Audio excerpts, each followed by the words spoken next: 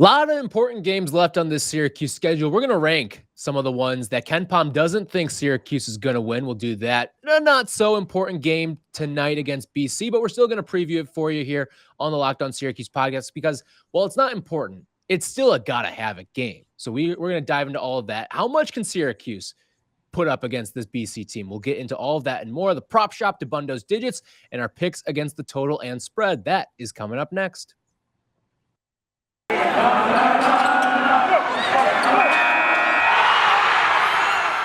are Locked On Syracuse, your daily podcast on the Syracuse Orange, part of the Locked On Podcast Network, your team every day.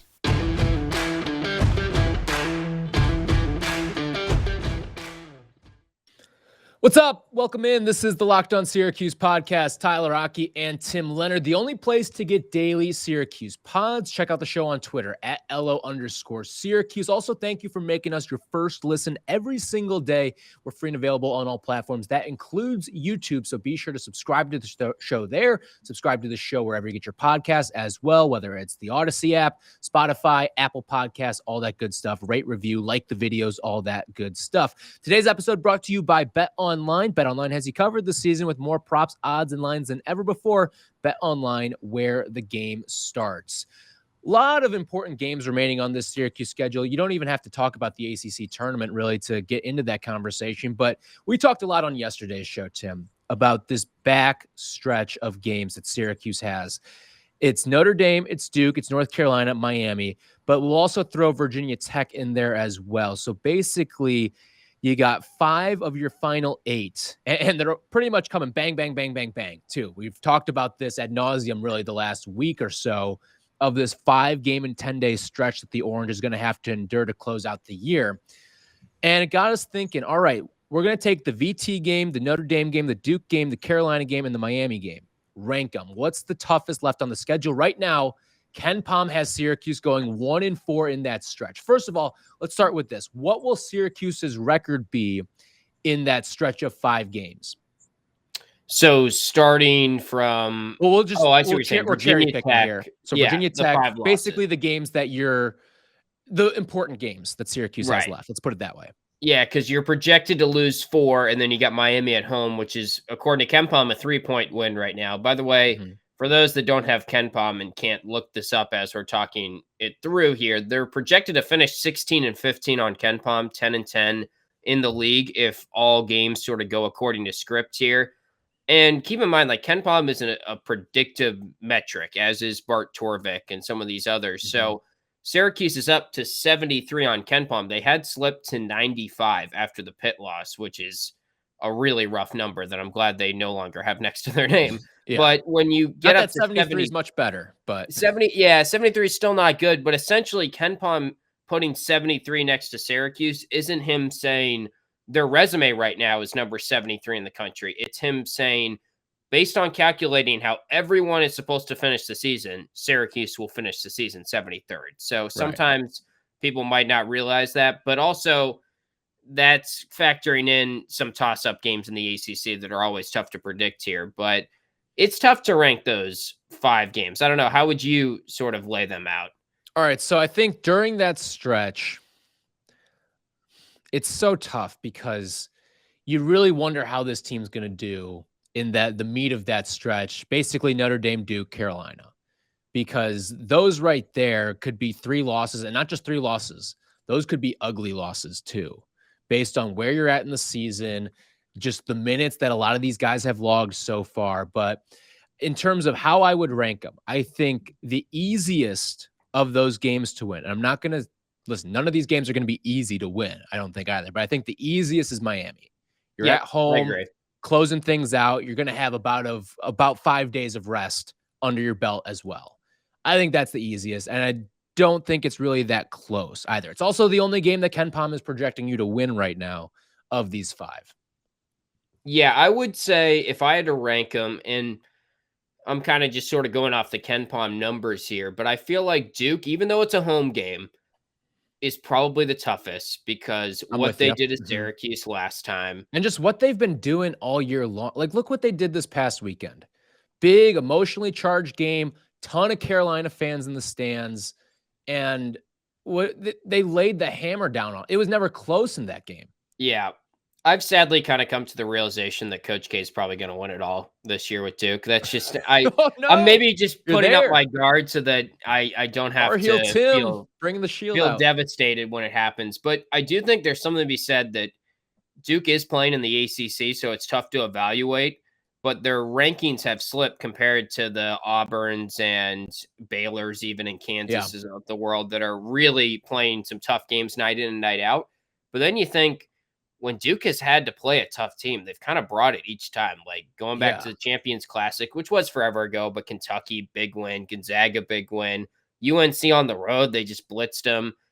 You could say, oh, well, Duke's beatable. I mean, they've lost games and they barely beat Clemson at home. And there's definitely flaws here, but I feel like it's almost tougher when you're playing in the way the ACC is to get up for each game. And now AJ Griffin's just playing so good. I'm going to say Duke's the toughest. Even though it's at home, it's going to be a huge crowd. Judah Mintz is going to be in attendance. I think the Stars could align there last Coach K, last Boeheim game. I'm sure there'll be a lot of big names there for that. Like, there it would will be not a surprise huge me. crowd. It would not surprise me if Roy showed up too. Like, this could be the last little reunion of Roy, Boeheim, and K, like the little triad of what the ACC has been for the last 8 years or so, of like the Titans of the ACC. So it wouldn't surprise me there either.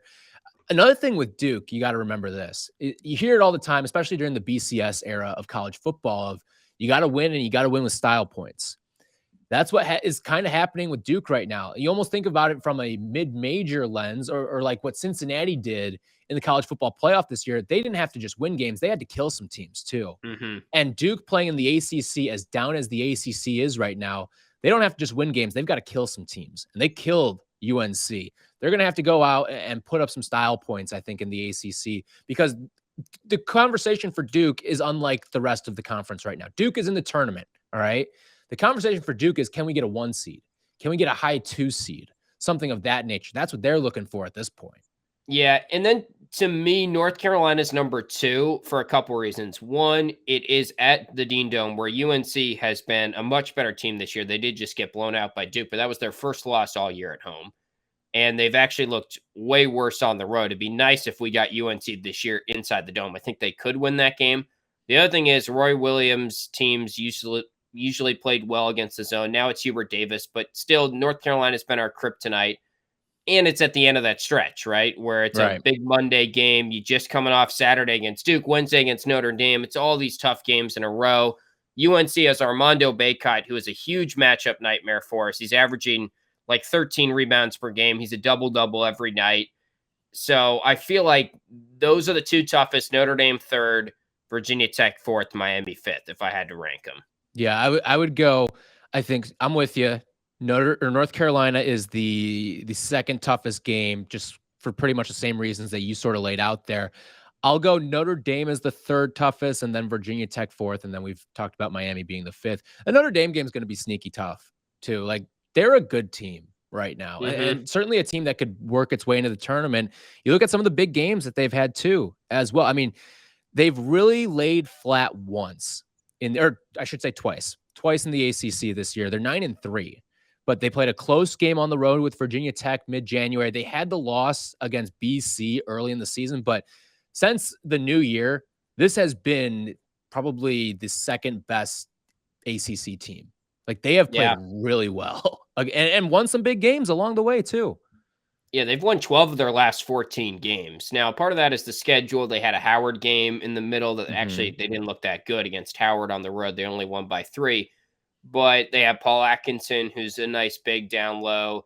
Leshevsky's back. He's given us problems. And then Blake Wesley's a guy that's probably one of the more underrated players. He's only a freshman, but he is putting up some of the better numbers, all freshman-like numbers in the ACC right now. So I think they're trending in the right direction. It's interesting. KenPom would rank Virginia Tech as a tougher game than Notre Dame. I feel like the way that the schedule lines up, where Virginia Tech is on Saturday after a Tuesday game, you've been trending, you go in with some confidence, you've won there before. VT, just to me, has been more inconsistent than Notre Dame. I think that is an easier game, but I kind of see what KenPom's saying there. They're pretty much similar away type of games. Right. Yeah, regardless, it's going to be a really tough stretch. So I think during this 5-game stretch, KenPom has them at 1-4. It comes down to, can you flip a VT or a Notre Dame? And I know you certainly feel confident they can flip Virginia Tech. I don't think I'm quite there yet, but they're certainly going to be playing with some confidence. It can also be one of those things where, okay, you kind of have been lulled to sleep a little bit for the last 3 games leading into it with NC State, Louisville, BC, and then you get a real team. What's going to happen when they sort of punch back? And we know what VT can do too. Like, traditionally, they're a team that likes to get in Syracuse's jerseys. And those are the type of teams this season that have given Syracuse trouble. So I'm not as confident, and that I think it's going to be 1-4. I really do, during that 5-game stretch. Yeah, it is interesting. I do feel like we're probably going to see a team that's going to finish with a winning record, just because BC, Georgia Tech, I am very confident they win those 3. That gets you to 15 wins. Then you just need to pick off one in the ACC tournament or one against a Miami or Virginia Tech or a Notre Dame, and you're getting to that 16 number that kind of puts you in the clear. So I feel pretty confident that they are a winning team at the end of the year. But the more you think about the schedule in that tough stretch, unless they really round the corner in terms of their bench production, I just don't know if they're going to be able to win more than 2 of those games. Yeah, like the 3 most important players the rest of the way, or I shouldn't say most important, because at the end of the day, you still need your stars to show up. But like, your 3 X factors are Benny, Frank, and Samir. They're going to need to be some real titans for you during that stretch of games. And if you're not getting production out of them, you might not even win the BCs or the Georgia Tech games that are lumped in there too. So it's going to be a tough stretch ahead for Syracuse, but certainly an important stretch. We will get into the BC matchup that's coming up later on today. That one's on the road for Syracuse. But first, got to tell you about the best place to get all your gambling fixing in, especially with the big game coming up later on this weekend. Bet Online. They've got you covered with all the props, odds, and lines, and better than ever before as football continues its march to its culmination with the big game on Sunday. BetOnline.net remains the best spot for all of your sports scores, podcasts, and news this season. And it's not just football. BetOnline has up-to-the-minute info on pro and college hoops, NHL, boxing, UFC, along with live, real-time updates of current games as well. Don't wait to take advantage of all the new amazing offers available for the 2022 season. BetOnline is where the game starts.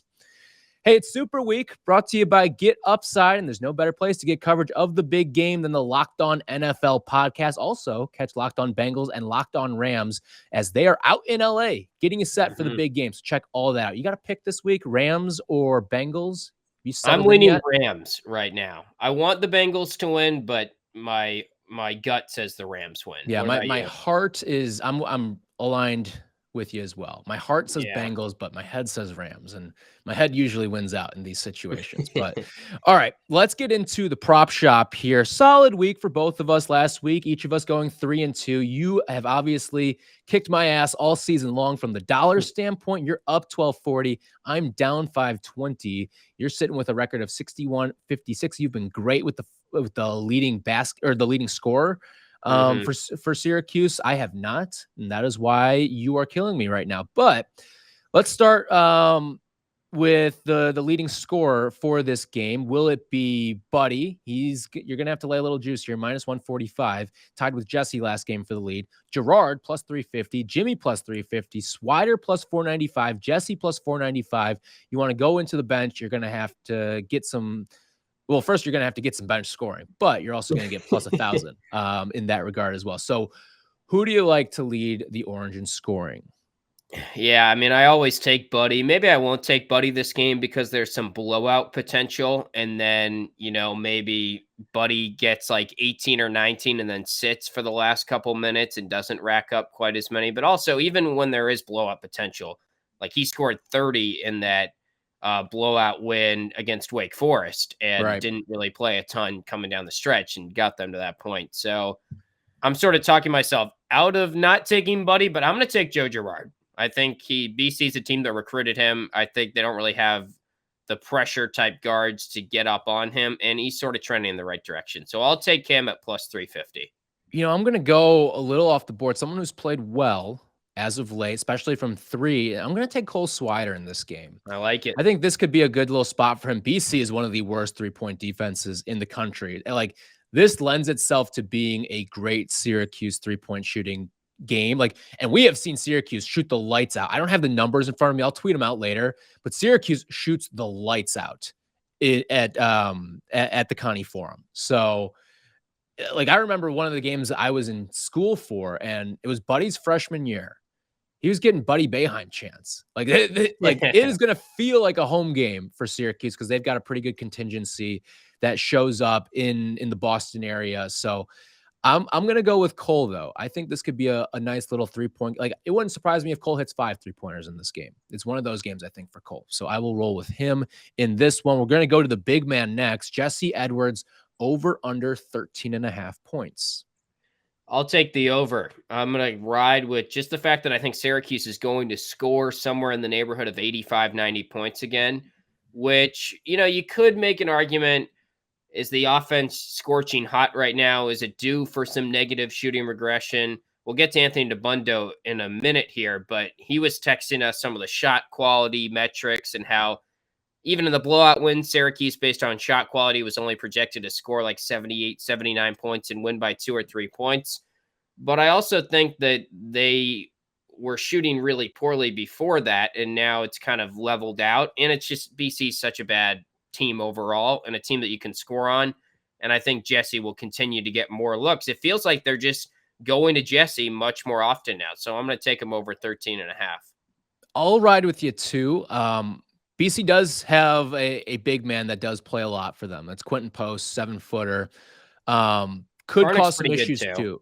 Yeah. Yep. Yeah, they're other big. Yeah, they've got a couple of good bigs in this game, but I will take the over as well. The only problem is going to be, can he stay out of foul trouble? Because these are two guys that could get him in foul trouble pretty early on. All right, we will go lastly here to the rebounding battle. Can Syracuse pick off another rebounding battle victory? I mean, I think they can. I know you brought up how BC does have some bigs that are solid there, but I just feel like from a size perspective, BC's average height is 80th in KenPom. Syracuse is 5th. The part that concerns me is BC usually falls into chucking threes against Syracuse. And even in a game that I went to, I believe it was the 2020 season when Elijah Hughes went off and they won the game big. But I remember one of the stats was BC hit like 23s in the game and still lost, and it set a record. I could see that happening. And when you shoot a lot of threes, there's a lot of rebounds that are not in the general area and just sort of deflect back out. And it allows the offense to get more rebounds. So I'll say Syracuse wins the rebounding battle, but it might be that BC wins, but Syracuse really wins in sort of a weird way. I get what you're saying there. Like, you got to remember, part of the calculus for the rebounding battle is if Syracuse, and Syracuse has gotten a lot better, especially with Jesse on the offensive rebounding standpoint. But I expect Syracuse to make a lot of shots in this game, shoot a high percentage. And when you shoot a high percentage, you're not lending a lot of opportunities for your guys to get offensive rebounds too. Yeah. On the other side, like, who knows? Maybe BC can take advantage finally of a really bad Syracuse defense, albeit their offense is really bad. But we've seen that they are Syracuse a decent rebounding team. Like, they're a bad basketball team, but their stats, when you look at them on KenPom, one of their better traits, if you want to call it that, is rebounding. I mean, TJ Bickerstaff, one of their better rebounders too. So I'll take Syracuse to win the rebounding battle. But again, I don't think, let's put it this way. I don't think the rebounding battle is going to dictate the winner of this game. Yeah. All right, let's get to some other numbers here. Anthony Dabbundo is going to join us now from the Action Network. He's got everything you need to know from the analytics perspective. That is right now on Dabbundo's Digits. The numbers you need to know. Anthony Dabbundo breaks down the biggest stats for this week's Syracuse matchup. Everybody! Dabbundo's Digits. If you ain't taking stats, get the out the class. On the Locked On Syracuse Podcast. Where you at? Let's go. According to the projection system from evanmaya.com, Jesse Edwards has improved offensively from his preseason projection more than everyone in the ACC except for Duke freshman phenom AJ Griffin. Of returning players who also played in the conference last season, so that doesn't count transfers or freshmen. Edwards is the second most improved player overall from those same preseason projections of anyone in the entire conference. It's no surprise that he's in the front runner of the nomination for potentially getting ACC's most improved player this season. But let's extrapolate that to the entire country.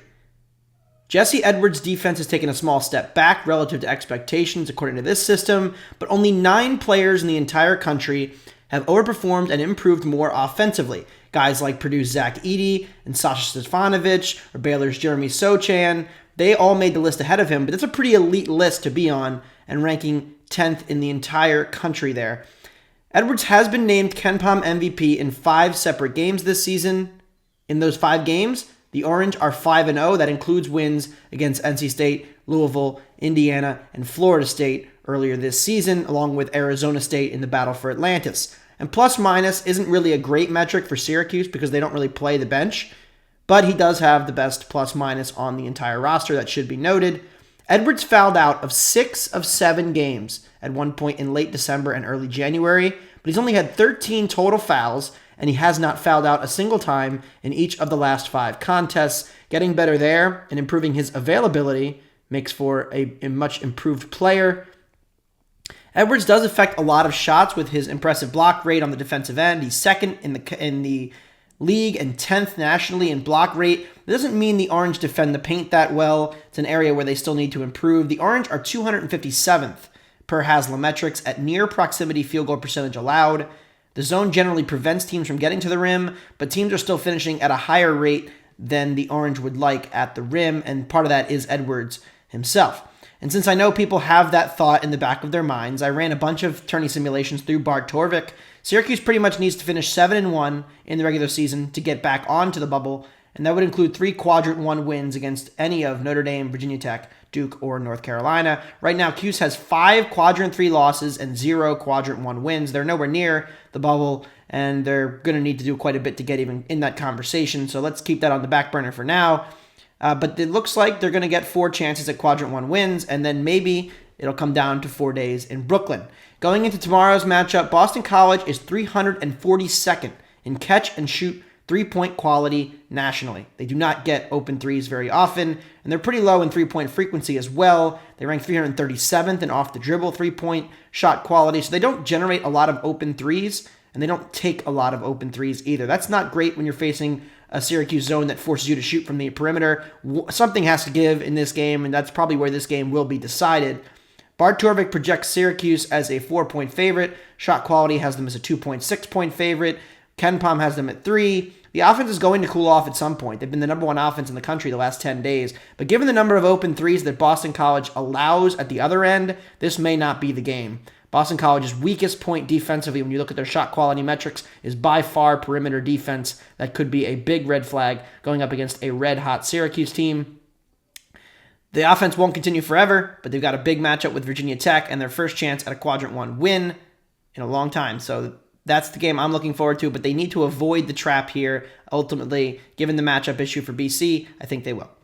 Our thanks, as always, to Anthony Dabbundo. Some good stuff there on Jesse Edwards, who Tim and I both projecting to have a pretty good game in this one. All right, when we come back, we will get into our perspective, where we're sitting on the spread, the total, all that stuff against BC. But first, this episode is brought to you by Rock Auto. With the ever-increasing numbers of makes and models, it is impossible for your local chain auto parts store to stock all the parts that you need. So why endure often pointless or seemingly intimidating questioning and wait while the person behind the counter orders the parts on their computer with only the brands that their warehouse happens to carry?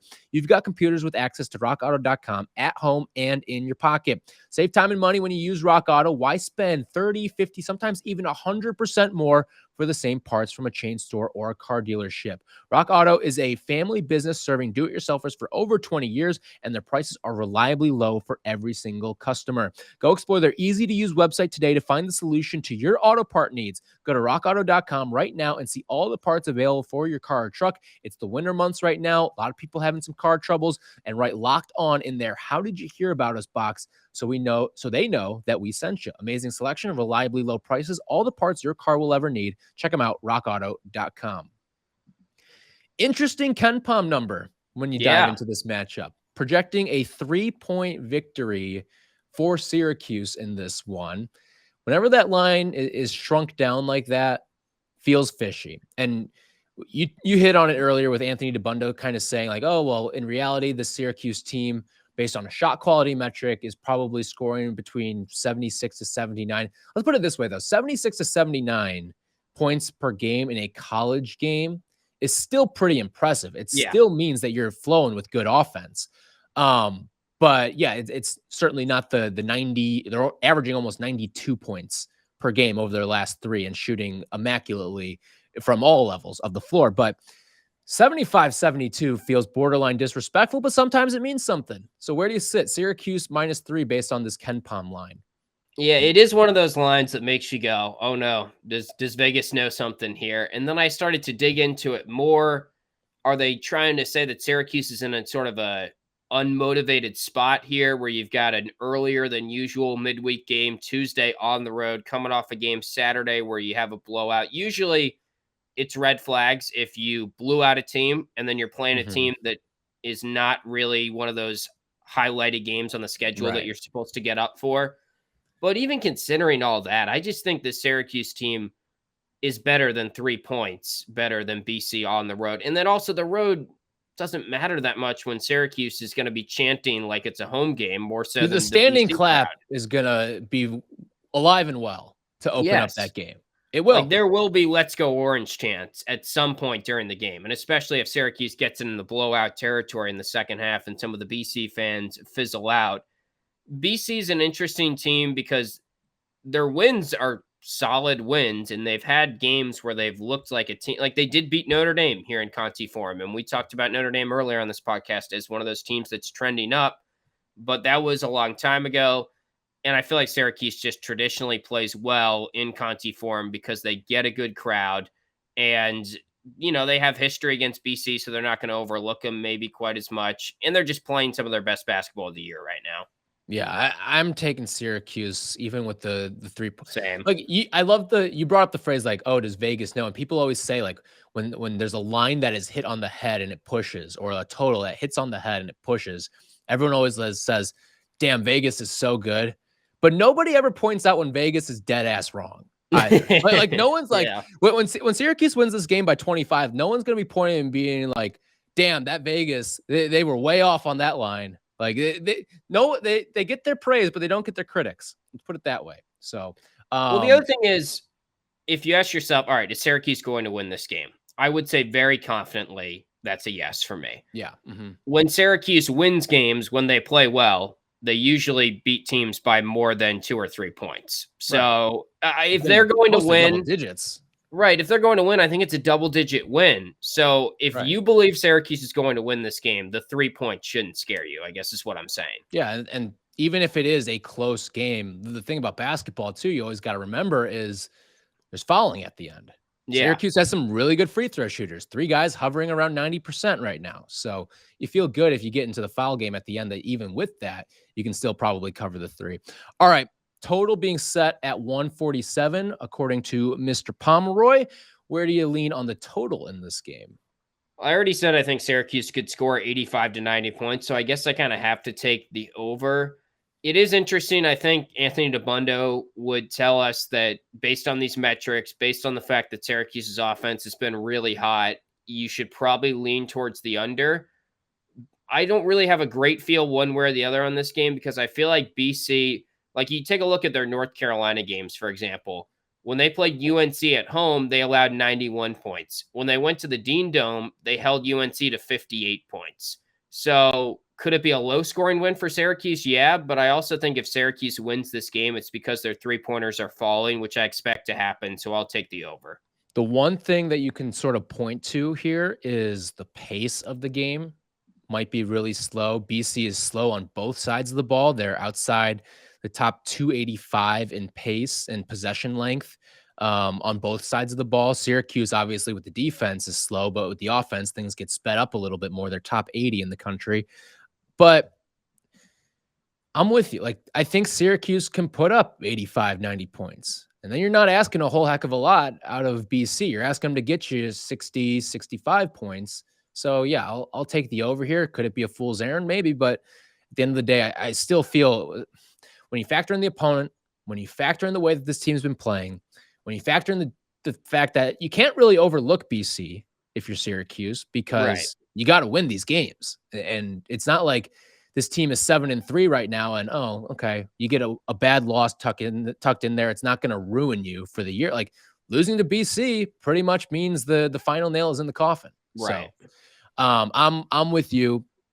I will take Syracuse, and I will lean on the over on this one. So that's going to do it for us on this Boston College preview. We'll recap the game with you, get into some other Syracuse notes and nuggets as well to close out our BC coverage for this week. And then we'll get into some more fun stuff because we're going to have that Thursday off day to sort of get into the thick of things, some other Syracuse topics, some recruiting stuff, latest with Judah Mintz, what's going on in the world of football recruiting as well. We'll do all that with you guys on Thursday. For Tim, I'm Tyler. Enjoy the game. We'll talk